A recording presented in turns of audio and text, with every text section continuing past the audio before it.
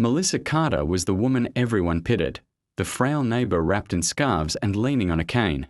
But when Rachel Price vanished, the town discovered that Melissa's illness was never real, and her secret was far darker than anyone could imagine. Melissa Carter was the kind of woman everyone in Crestwood noticed but never questioned. She had the kind of presence that made people feel sympathy before she even spoke. Her frame was thin, her face pale, and she often wore long scarves that draped over her shoulders, as if she needed them for warmth even on mild days. When she walked, her movement seemed stiff and unsteady, the cane in her hand tapping softly against the pavement with each step. To anyone watching, she looked like a person who carried the weight of constant suffering, someone battling invisible forces that others could only imagine. It wasn't unusual to see neighbors slowing down their cars when passing her house, just to check if she needed help bringing in groceries or carrying her mail inside. Melissa played the role of the fragile woman with remarkable precision. She spoke about her health struggles with careful detail, always adding just enough to make her story sound believable. One week she would explain how her immune system was failing. The next she described rounds of chemotherapy that left her too weak to move.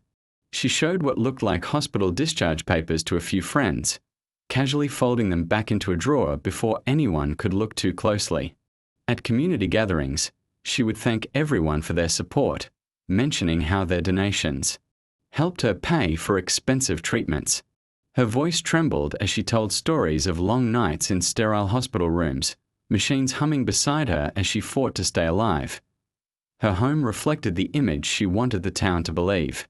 Bottles of prescription pills sat on the counter, some with labels, others suspiciously blank.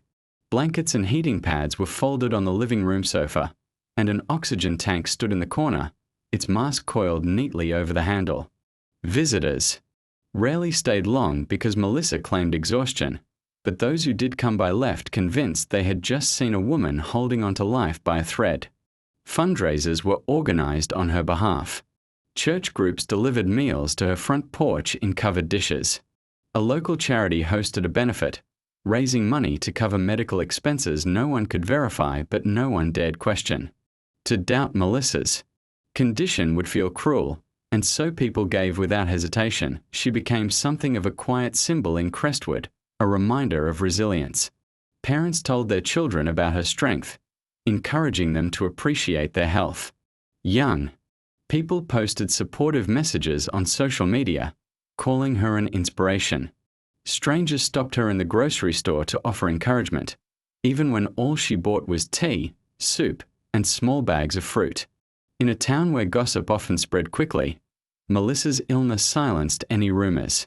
No one wanted to be the person who cast doubt on her story, not when she appeared to be suffering so visibly, yet behind her tired eyes and rehearsed sighs, Melissa carried no disease.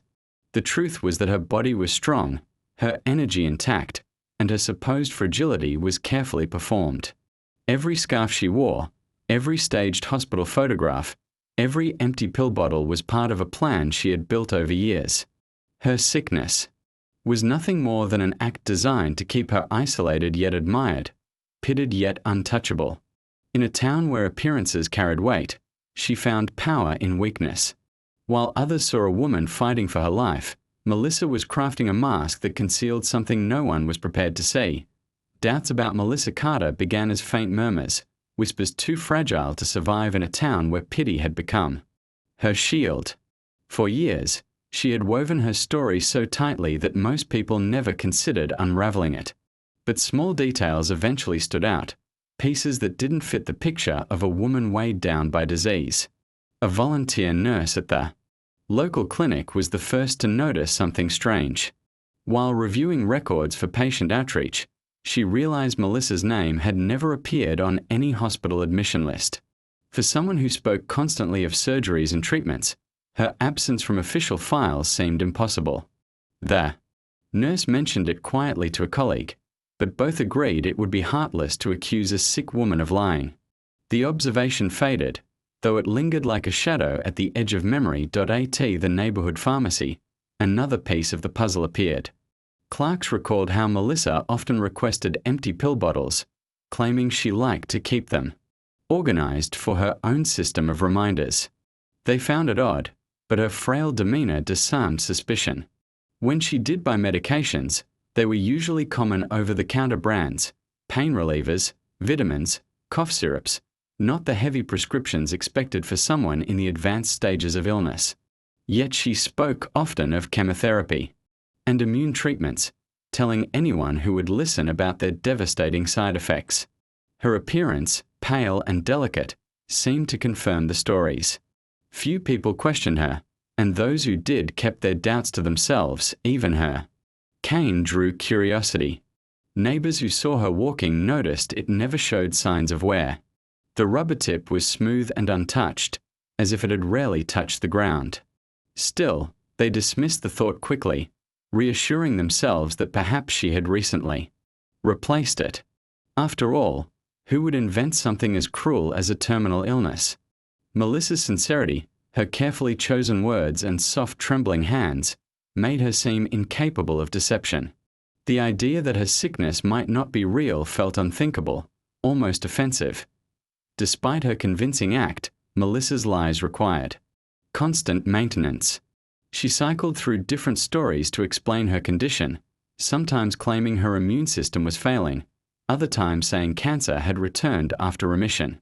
She mentioned tests that no one could verify, specialists in distant hospitals that no one had ever met. Whenever questions got too close, she used her supposed weakness as an escape. She would clutch her side, murmur about fatigue, and retreat into her house, leaving others feeling guilty for pressing too hard. It worked every time. People apologized for doubting her, bringing casseroles and cards as if to atone for their curiosity. But the unease never completely disappeared. A few observant residents began noticing her peculiar habits. She avoided medical professionals. Outside her own stories, declining offers from neighbors who suggested second opinions or rides to the hospital. She displayed hospital gowns and wristbands that always looked too new, folded neatly as if taken from a costume shop rather than a ward. Some nights, neighbors swore they saw her moving briskly through her garden, her cane forgotten inside, her steps far too steady for a woman who claimed she could barely walk. Yet by morning, she was back on her porch, draped in blankets, coughing into a handkerchief, playing her part so flawlessly that doubts melted away. Melissa's carefully crafted illness became her armor, shielding her from scrutiny while giving her an unusual kind of power. The community's compassion made her untouchable. People excused her secrecy, overlooked inconsistencies, and even defended her when quiet suspicion surfaced. No one wanted to believe that their generosity might be built on a lie. But behind closed doors, Melissa carried a secret that was not about survival or sickness at all. Her frailty was a performance designed to cover something far darker, something that would shatter the illusion the moment it was exposed. Rachel Price was only 17 when her sudden disappearance shook Crestwood to its core. She was a bright student, known for her easy smile and her habit of walking home along the same quiet streets every afternoon. On a crisp autumn day, she failed to return home, and by nightfall, her parents were frantic. Within hours, the police launched a search, and the small town buzzed with fear. Flyers were printed overnight, volunteers gathered with flashlights, and search parties spread into the woods. Every parent clutched their children a little closer, terrified that the same fate could strike their own family. The investigation began with Rachel's last known movements. She had been seen leaving the school library around 4 in the afternoon. Witnesses recalled her turning onto Elmwood Street, a route that would eventually pass Melissa Carter's house. Beyond that point, no one seemed to know what happened. Her phone was found the next day in a ditch, screen cracked, battery dead. To investigators, it suggested a struggle, but no fingerprints or clear evidence appeared on the device. Days stretched into weeks, and the town's anxiety deepened. Vigils were held on the church steps, candles lit for Rachel's safe return. The police, under mounting pressure, scoured Crestwood for leads. Abandoned sheds, wooded clearings, and even storm drains were checked. Neighbors offered security footage. Where available, though most only captured flickers of movement in the dark. Melissa Carter's home, sitting quietly at the edge of town, never drew suspicion at first. She was the sick woman everyone pitied, the one thought too weak to cause harm. When officers asked her if she had noticed anything unusual that day, she responded with her usual frailty, explaining she had been too exhausted to even leave her bed. She spoke softly, describing how she had heard about Rachel's disappearance on the news, her eyes filling with practiced tears. No one questioned her further. It was only when Rachel's backpack surfaced that the investigation shifted. A group of hikers stumbled upon it near a wooded trail, partially buried under leaves. Its zippers were broken, the straps cut with precision, not torn by accident. Inside were notebooks filled with Rachel's neat handwriting, but tucked among them were strange scraps of paper. On each one were symbols, lists, and small notes in an unfamiliar hand. At the bottom of several pages appeared initials, MC. Investigators combed through the findings, confused at first, until one officer quietly noted that those initials matched Melissa Carter. Still, suspicion felt far-fetched. What possible connection could a sick, fragile woman have to a healthy teenager's disappearance? But the weight of unanswered questions began to pile up. Residents whispered about Melissa more openly now. Some admitted they had noticed her walking without her cane at night. Others recalled her oddly evasive answers when asked about her illness. Rumors trickled into the investigation, forcing officers to look at her more closely. They began examining her fundraising records, only to find inconsistencies in the names of supposed doctors and clinics. When they asked nearby hospitals about her, none had any files under her name. The facade she had carefully maintained for years was starting to crack under the smallest pressure. The discovery of the backpack pushed the police to request a search warrant for Melissa's home. At first, the idea seemed almost absurd, but with Rachel still missing, every lead mattered. Officers arrived quietly, not wanting to alarm neighbors. Melissa greeted them weakly, draped in one of her familiar scarves, claiming she had been resting. She tried to wave off the intrusion, but her protests went unheard. For the first time, the wall she had built with sympathy began to collapse. Behind her closed doors, the truth of her life was waiting to be uncovered. The sick woman who had fooled an entire town was about to be revealed for who she really was. The search of Melissa Carter's house began with the ordinary rooms, the spaces that matched the fragile persona she had carefully crafted. The living room held blankets folded neatly on the couch, a stack of unopened get-well cards on the coffee table, and pill bottles arranged on a tray by the armchair. Everything looked exactly as expected, the picture of a sick woman living quietly in her home. Officers almost felt guilty as they moved through, opening cupboards and scanning shelves. But their unease deepened when they found doors locked with heavy bolts, unusual for a woman who claimed to barely have the strength to walk across her own living room. It was in the basement that the illusion finally shattered. Behind a plain white door, investigators discovered stairs that led down to a space no one in Crestwood had ever seen. The air was cold and stale, and the first flick of a flashlight revealed walls padded with soundproofing material. It was not a storage space or a laundry room, but something deliberately designed to conceal. Restraints bolted to the concrete floor glinted in the beam of light. Shelves lined with syringes, medical tape, and oxygen masks filled one corner, alongside notebooks filled with obsessive, detailed notes. In the far corner of the basement, terrified and trembling, sat Rachel Price. The girl had been missing for weeks, and though exhausted and shaken, she was alive. She sat wrapped in a blanket, her eyes wide as officers rushed to her side. She was too weak to speak at first, but the look on her face told them everything. She had not wandered off or run away. She had been taken, hidden beneath the home of the very woman the town had been protecting. The rescue sent shockwaves through the officers themselves, many of whom had once donated to Melissa's supposed treatments. The deeper they searched, the more disturbing the evidence became. Locked drawers revealed identification cards, jewelry, and photographs belonging to other young women who had gone missing in surrounding towns over the past decade. Some of the faces in those photographs were familiar, printed on old missing person flyers that had yellowed with time. Authorities realized Rachel had not been Melissa's first victim.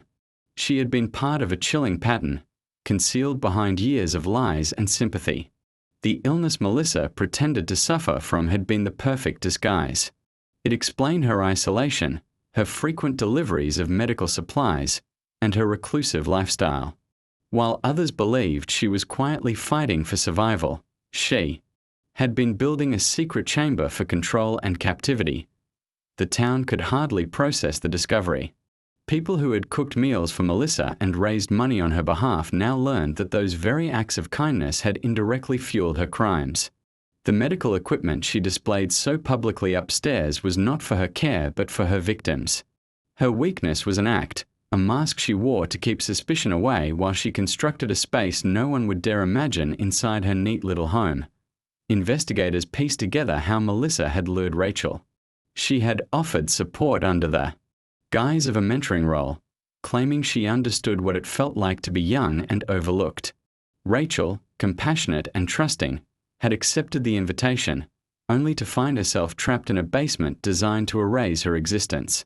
The fact that she had survived was a miracle, and it made clear how many others had not been so fortunate. The image of the sick, fragile woman collapsed entirely that night. Crestwood no longer saw Melissa Carter as a victim of circumstance but as a predator who had hidden in plain sight. Her cane, her scarves, her stories of endless treatments, all of it had been stagecraft, a performance perfected over years. The truth waiting beneath her house was darker than anyone in the town could have imagined, a secret that transformed pity into horror. The revelations about Melissa Carter spread through Crestwood like wildfire. Overnight, the woman who had once been considered the town's most fragile soul became its darkest nightmare. People who had visited her home with casseroles and cards now struggled to reconcile their memories with the horrors uncovered in her basement. The betrayal cut deeply. Neighbors replayed every moment of kindness they had shown her, realizing how easily she had manipulated them. The soft smiles, the trembling hands, the endless stories of treatments and hospital visits had not been cries for help but calculated lies meant to buy her trust and cover her crimes. As investigators unraveled her past, the scale of her deception grew more disturbing. The photographs and identification cards found in her drawers were not just keepsakes. They were trophies, reminders of the young women she had trapped before Rachel. Some were from nearby towns, others from places hours away, all tied together by the same methodical planning. Reports showed that Melissa had studied medical procedures, not to heal herself but to control her victims. She knew how to sedate, how to restrain, and how to keep someone alive in captivity for weeks. Her supposed sickness had been the perfect alibi for these purchases. Syringes, masks, and medical supplies raised no suspicions because they matched the image she had built so carefully. Court proceedings revealed the depth of her manipulation. Prosecutors outlined how she had spent years weaving a life of fiction. She never held a steady job, relying on donations and charity to maintain her home. She never sought friendships beyond the shallow ones built on pity. Every detail of her life was orchestrated for cover. Even her frailty, the way she walked with her cane, had been part of the performance. Witnesses recalled moments when she was seen moving quickly and strongly, only for her to return hours later limping as if her body had betrayed her. It became clear that Melissa's greatest weapon was not force but performance, the ability to convince others that she was harmless. The trial itself drew national attention. The image of a woman once pitted for her supposed suffering now sitting stone-faced in a courtroom fascinated the public. Rachel testified with bravery, describing how Melissa had promised safety before turning her into a prisoner. The testimony of experts painted Melissa as meticulous, calculating, and devoid of empathy. She had constructed her entire existence around a lie, not just to avoid suspicion but to give herself the cover to act without fear. The jury needed little convincing.